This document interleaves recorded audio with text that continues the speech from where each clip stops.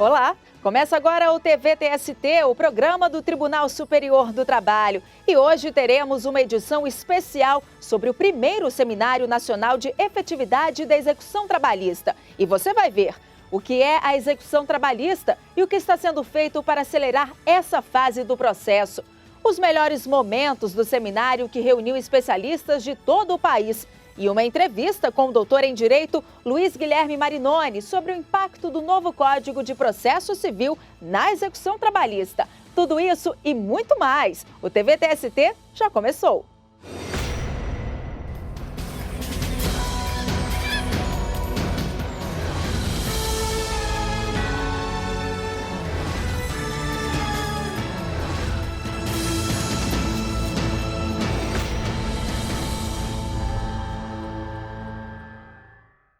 E essa edição especial do TVTST começa explicando o que é a execução trabalhista. É nessa fase do processo que as verbas trabalhistas definidas pelo juiz devem efetivamente ser pagas pelos devedores. Entenda na reportagem. Todo o processo que chega à Justiça do Trabalho começa pela fase de conhecimento. Nessa etapa, dependendo dos recursos apresentados, a ação pode ir da primeira instância até o Tribunal Superior do Trabalho. Se houver uma condenação ou um acordo não cumprido, o processo volta para a primeira instância e entra na fase de execução. É nessa etapa que se impõe o cumprimento do que foi determinado pela Justiça, com a cobrança forçada ao devedor para garantir o pagamento de direitos. Para você entender melhor, pense nesse exemplo. Um trabalhador recorreu à Justiça pedindo o pagamento de adicionais e horas extras. A empresa foi condenada a pagar. Aqui é o fim da fase de conhecimento. Agora é preciso calcular o valor a ser pago, o que é feito pela Justiça de primeiro grau. E é justamente aí que começa a fase de execução. É a chamada liquidação, que corresponde ao cálculo em moeda corrente do valor do que foi objeto da condenação. O processo poderia terminar aí, com a empresa condenada pagando o que foi definido pela Justiça. Mas nem sempre isso ocorre. Mesmo quando há acordo, muitas vezes ele não é cumprido. Também há divergências sobre o valor da dívida, o que leva à apresentação de recursos e ao atraso na conclusão do processo. Algumas empresas também dão um jeitinho de escapar do pagamento, fechando as portas, por exemplo, o que dificulta a localização do devedor. A experiência nos mostra que, na maioria das vezes, na grande maioria, o pagamento não ocorre porque o devedor evita pagar. Mas isso acontece em grande parte do Poder Judiciário, em todo o Judiciário há o problema com a fase de execução. Então, o que não é normal, não poderia ser considerado normal, porque, a rigor, aquele que tem razão não recebe o que faz jus a receber. A Justiça usa alguns instrumentos para bloquear valores e bens, como o Bacenjude, um sistema eletrônico de relacionamento entre o Poder Judiciário e as instituições financeiras, intermediado pelo Banco Central. Essa ferramenta possibilita à autoridade judiciária encaminhar requisições de informações e ordens de bloqueio, desbloqueio e transferência de valores. Outra opção é o mandado de penhora, que é cumprido no domicílio do réu. Os bens penhorados ficam sob a guarda da Justiça para serem leiloados. Quando não são encontrados bens do devedor, a ação vai para um arquivo provisório. No ano passado, as varas do trabalho receberam mais de 1.135.000 novos processos na fase de execução, 42,4% a mais do que em 2013. Já o número de processos encerrados diminuiu. Em 2014, foram cerca de 661.550, 18% a menos que no ano anterior. Leonardo conhece bem as fases do processo e temeu não receber o que merecia em um processo trabalhista que estava na fase de execução. Depois de trabalhar durante 2 anos como terceirizado em um órgão público, a empresa deixou de pagar os salários dos funcionários por 3 meses. Ele e os colegas entraram com uma ação coletiva na Justiça do Trabalho. A empresa foi condenada, mas não cumpriu a decisão. Como não foram encontrados valores nem bens em nome dela, o órgão público teve que arcar com a dívida. Esse processo até realmente receber o dinheiro durou por volta de 12 meses. Eu achei que foi bem rápido, né? Porque mesmo que a empresa não tinha como pagar, teve que bloquear bens de órgão público, valores de órgão público, né? Foi bem rápido a execução. E para formular medidas para acelerar o cumprimento das decisões, o TST criou a Comissão Nacional de Efetividade da Execução Trabalhista. Veja algumas ações realizadas. Para tornar a Justiça do Trabalho ainda mais eficiente, a Comissão de Efetividade da Execução Trabalhista ganhou nova composição e passou a formular uma série de medidas para curto, médio e longo prazos. Uma das primeiras foi um acordo de cooperação técnica com a Procuradoria-Geral da República, permitindo que magistrados de todos os tribunais regionais do trabalho tivessem acesso ao Sistema de Investigação de Movimentações Bancárias, o SIMBA. Outra medida foi a instituição de núcleos de pesquisa patrimonial nos tribunais regionais do trabalho, unidades dedicadas exclusivamente à identificação de bens de devedores. A pesquisa de bens por meio de todas as ferramentas disponíveis ganhou reforço com vídeos educativos disponibilizados aos regionais. Os tutoriais ensinam a utilizar diferentes funcionalidades dos sistemas, até então desconhecidas para muitos usuários. As decisões das sessões especializadas do TST relativas à execução trabalhista passaram a ser disponibilizadas em um informativo mensal. Assim, a jurisprudência consolidada na instância superior na execução ficou mais acessível aos magistrados. As boas práticas em execução passaram a ser registradas em uma página específica na internet, que reúne ainda notícias, links e outras informações relacionadas ao tema.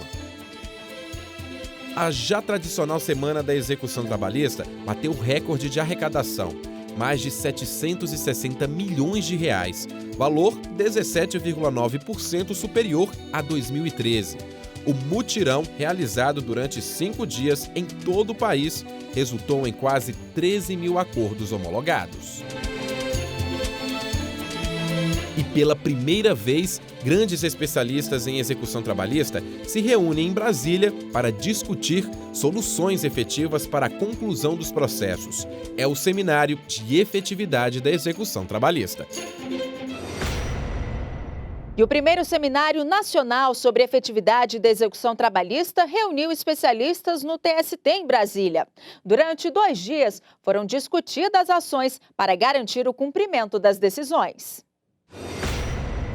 O presidente do TST, ministro Barros Levenhagen, que abriu o primeiro Seminário Nacional sobre a Efetividade da Execução Trabalhista, reforçou a necessidade de os juízes do trabalho priorizarem a fase de execução do processo. Nós estamos empenhadíssimos em sensibilizar os magistrados para que deem mais importância a essa fase de extrema relevância para a efetivação da condenação e, afinal, se possa receber o que foi reconhecido na sentença.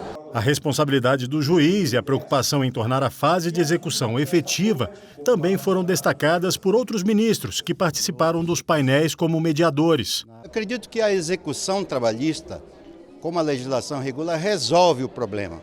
Às vezes a questão é mais de o procedimento abreviado que o juiz deve utilizar. E para isso ele precisa realmente providenciar, agir no sentido de agilizar a execução e providenciar que o cumprimento da sentença seja o mais breve possível. Uma demanda que chega a um resultado final, que não consegue se efetivar, que não conseguimos transformar em realidade, é uma demanda inútil, é uma demanda perdida. E os índices são alarmantes. Um dos temas que dominaram os debates foi o impacto do novo Código de Processo Civil na execução trabalhista. A execução é um momento crucial do processo, um momento em que o direito reconhecido tem que ser atuado de forma prática, a decisão do Estado tem que se tornar uma realidade. Portanto, é preciso determinar de que forma as alterações do novo Código podem repercutir para aumentar a efetividade do processo de execução. Soluções para a quitação das dívidas de entes públicos, os chamados precatórios, foram discutidas em um painel específico. Um dado alarmante foi de que, segundo o levantamento da OAB, 100 mil credores de precatórios no estado de São Paulo já morreram sem receber os créditos devidos. Uma iniciativa bem-sucedida apresentada no seminário veio de Campinas, onde o TRT implantou audiências coletivas com órgãos do governo para cobrar o pagamento de precatórios.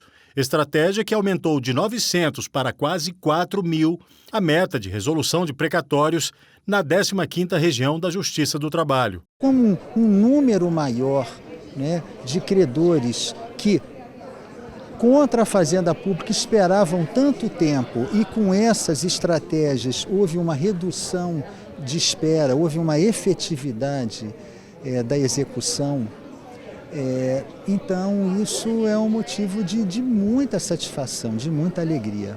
No último dia do seminário, ganharam destaque as medidas que podem ser adotadas para aumentar o cerco aos devedores, como a recuperação de créditos remetidos ao exterior e o combate a esquemas de lavagem de dinheiro e tentativas de blindagem patrimonial. O desafio é quebrar o sigilo bancário na ocorrência de ilícitos criminais para que se tenha acesso a essas informações ativas e passivas e, portanto, se possa recuperar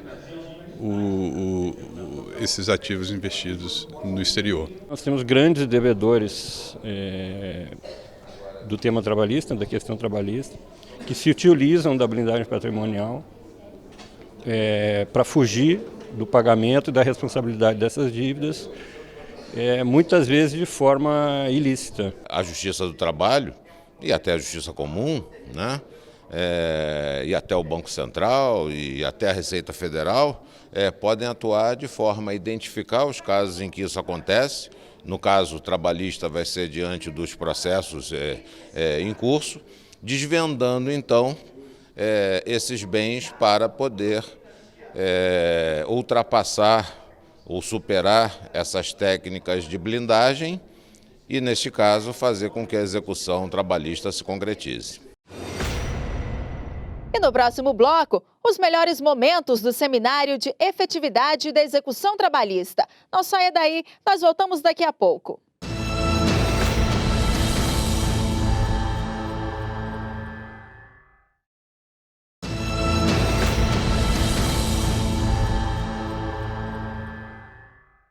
Você vai ver agora os melhores momentos do Seminário de Efetividade da Execução Trabalhista. Confira.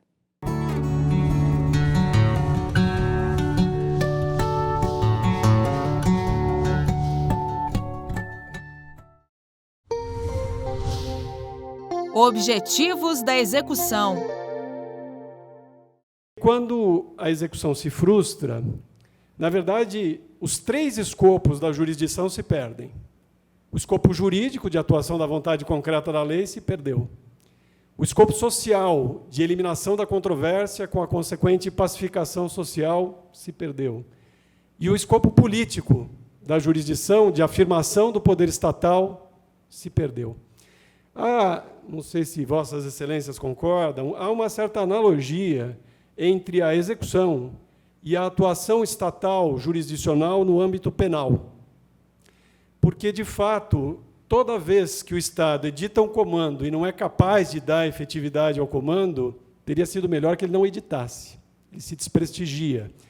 E isso tem um efeito propagador nocivo relevante, porque vai criando e alimentando a cultura de que, bom, esse é um país em que vigora a impunidade, nada aqui resolve, devedor não paga e fica por isso mesmo, quem comete crime não vai para a cadeia, e, conquanto nós possamos reconhecer humildemente que essa sensação de impunidade ou de inoperância do Estado tem lá a sua razão de ser, ela precisa ser vista com cuidado.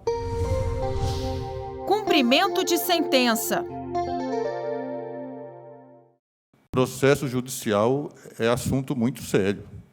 Quem responde a processo judicial, ainda que não seja materialmente um devedor, deve ter mesmo toda a sua vida patrimonial de alguma forma monitorada, para que os atos de disposição desse suposto devedor não inviabilizem, não prejudiquem aquilo que seria o escopo desse processo judicial. E ninguém mais do que nós deve prestigiar essa utilidade do processo judicial. Efetividade e valor social do trabalho.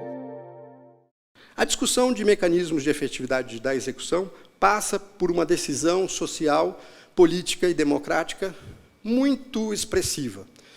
Nós temos um arcabouço normativo, a começar da Constituição, que centraliza na proteção o homem trabalhador por sua dignidade, porque a dignidade da pessoa humana, todas são trabalhadoras, embora nem todas empregadas, e o valor social do trabalho. Quando mitigamos a efetividade da execução, tornamos essas expressões reflexos de ironia ou de hipocrisia. E, com isto, a meu juízo, tornamos pior o país, pior a democracia, pior o espaço republicano em que vivemos e, ao invés de cumprir a Constituição, criamos uma sociedade mais injusta, menos livre e menos solidária. Então, não se trata de um aspecto estatístico, de um aspecto de concorrência eficacial, né, no sentido empresarial, quem faz mais rápido, quem faz melhor, mas de uma opção social, democrática, consistente sobre o país que, na sua Constituição, nucleariza dignidade da pessoa humana e valor social do trabalho, não pode ter, na sua legislação infraconstitucional, um método de cobrança da fatura do açougue mais rápido e eficaz e efetivo do que o método de cobrança dos direitos trabalhistas. A execução e a advocacia. Como se sabe, aqui no TST não é possível corrigir equívocos cometidos nas instâncias ordinárias em sede de cumprimento da sentença, salvo quando há discussão de matéria constitucional. É uma pena observar, e eu tenho sempre dito isso, o desconhecimento que ainda hoje impera por parte de um expressivo contingente de profissionais da advocacia em relação às técnicas que informam a atuação na instância extraordinária. É sempre bom dizer, ministro Valmir, lembrar que o TST, quando não conhece de um recurso de revista, por mais absurda que possa parecer a decisão regional recorrida, não o faz porque deseja. Em muitos casos, não há condições técnicas, jurídicas, objetivas para que o TST possa reparar uma situação iníqua. E nas execuções, particularmente em relação à desconsideração da pessoa jurídica, o que nós temos observado é um atropelo muito grande do próprio direito constitucional de defesa. Precatórios. Eu vou mostrar alguns dados que foram gentilmente preparados pela Coordenadoria de Estatística e Pesquisa desta Corte. Em 2014, a Justiça do Trabalho, em todo o território, recebeu 18.969 precatórios e foram quitados 15.687 precatórios de anos anteriores, que totalizaram 1.599.891,10. Ainda em 31 de dezembro de 2014, 70.633 precatórios estavam pendentes de quitação. Desses 70.633, 29.441, ou seja, 41,7% desses precatórios estavam no prazo. E 41.198, o que dá 58,3% do total, estavam com um prazo vencido. E no próximo bloco, uma entrevista com o doutor em Direito Luiz Guilherme Marinoni sobre o impacto do novo Código de Processo Civil na execução trabalhista. Nós voltamos em instantes.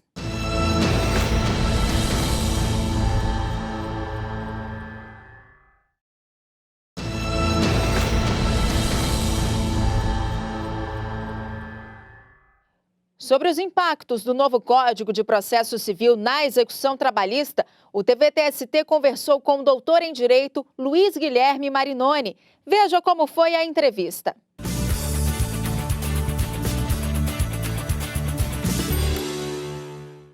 Doutor Luiz Guilherme, seja bem-vindo ao TVT-ST. É um prazer recebê-lo aqui hoje. Obrigado, Priscila. O prazer é todo meu. Em linhas gerais, quais são as principais alterações feitas ao processo de execução com o novo CPC? A meu ver, a principal alteração que ocorreu em relação às técnicas de execução no novo Código de Processo Civil é a previsão do parágrafo único do artigo 497. O parágrafo único do artigo 497 expressamente faz referência à tutela que se destina a inibir a prática, a reiteração ou a continuação de ato contrário ao direito, e ainda a tutela que permite a remoção dos efeitos concretos derivados da conduta ilícita. E esse parágrafo deixa claro que essas tutelas podem ser obtidas independentemente de dano, culpa ou dolo. O senhor poderia explicar para a gente quais são as implicações dessas mudanças para a Justiça do Trabalho? A tutela inibitória e a tutela de remoção dos efeitos concretos derivados da conduta ilícita, essas tutelas constituem tutelas que se destinam, antes de tudo, a proteger a norma que dá proteção aos direitos fundamentais.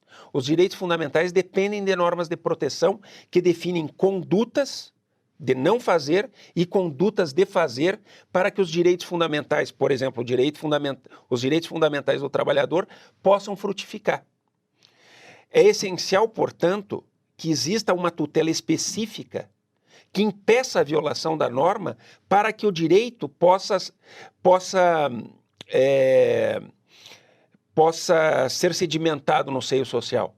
Sem a tutela da norma, sem uma tutela que, portanto, independa de dano, culpa ou dolo, tudo fica mais difícil quando você pensa em tutela dos direitos do trabalhador. Ou seja, daí nós temos que cair na tutela pelo equivalente monetário ao valor da lesão ocasionada ao trabalhador, que é a tutela jurisdicional clássica, a tutela indenizatória, a tutela que é pedida mediante a reclamação trabalhista. Esta é uma tutela que permite a monetização dos direitos. É uma tutela que é prestada pelo equivalente ao valor da lesão, porque supõe o ilícito exatamente como apenas e tão somente ilícito ou danoso. A tutela contra o ilícito é uma tutela que supõe que o dano, que a lesão, aliás, e portanto também o dano, pode ser medido através do método da pecúnia. E como, por consequência, o direito pode ser transformado em dinheiro, fica fácil se admitir uma espécie de técnica executiva que permita ao trabalhador simplesmente propor ação, obter uma sentença condenatória e retirar patrimônio da esfera jurídica do demandado para transformá-lo em indenização. Mas, de qualquer forma, isso tem a ver com ideias do passado, com ideias que faziam parte de um mundo em que os direitos podiam ser vistos como coisas dotadas de valor de troca. No Estado constitucional, a proteção dos direitos fundamentais do trabalhador depende, antes de tudo, de tutelas que evitem a lesão aos direitos do trabalhador e quando, no máximo, permitam, quando for o caso, no máximo, no mínimo, aliás, permitam a remoção dos efeitos concretos derivados da conduta ilícita, que constitui, na verdade, uma fonte aberta à produção de danos ao trabalhador. Ou seja, nós estamos diante de tutelas que viabilizam a tutela contra o dano e não de tutelas que permitem a reparação do dano pelo equivalente monetário. Bom, para a gente finalizar a nossa entrevista, eu gostaria de saber como é que o senhor vê essa iniciativa do Tribunal Superior do Trabalho ao promover o Seminário de Efetividade da Execução Trabalhista. Eu vejo com muito bons olhos, porque nós estamos num momento em que a legislação tem que ser pensada pela doutrina e pelos operadores do direito para que nós possamos chegar num bom termo a respeito da utilização do Código de Processo Civil. Nós estamos num momento em que é muito importante a reconstrução do texto legal a partir das necessidades de tutela, a partir dos valores constitucionais, para que realmente nós possamos utilizar da melhor maneira possível o instrumental técnico processual para a efetiva tutela dos direitos e, portanto, inclusive, da tutela dos direitos do trabalhador. Ok, doutor Luiz Guilherme, eu agradeço demais a presença do senhor aqui no nosso programa. Obrigada. Eu que agradeço, Priscila. Foi um prazer. E o TV TST termina aqui, mas você pode continuar acompanhando as notícias do Tribunal Superior do Trabalho pelas redes sociais e pelo site tst.jus.br. Obrigada pela companhia e até o próximo programa.